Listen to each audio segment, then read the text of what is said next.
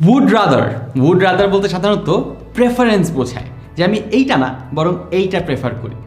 এরকম ক্ষেত্রে আমরা উড রাদার ব্যবহার করি। এক্সাম্পল দিলে সব কিছু সহজ হয়ে যাবে।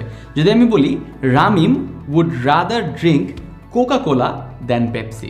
Ramim would rather drink Coca Cola than Pepsi. সে পেপসির তুলনায় কোকা কোলাটা ড্রিঙ্ক করা বেশি প্রেফার করে, সেক্ষেত্রে আমরা উড রাদার ব্যবহার করি।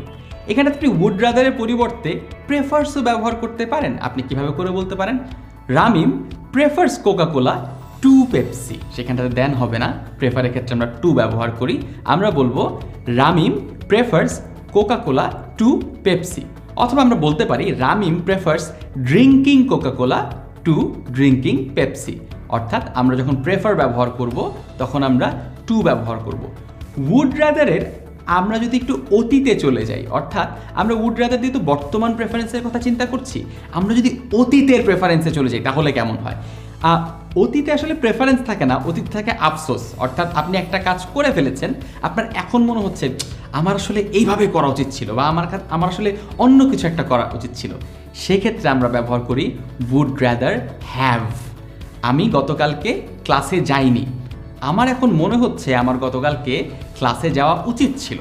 তখন আমি কি বলবো? I would rather have gone to class yesterday. I would rather have gone to class yesterday. খুবই সহজ।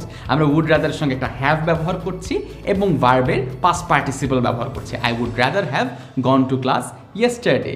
You would rather have come with me yesterday.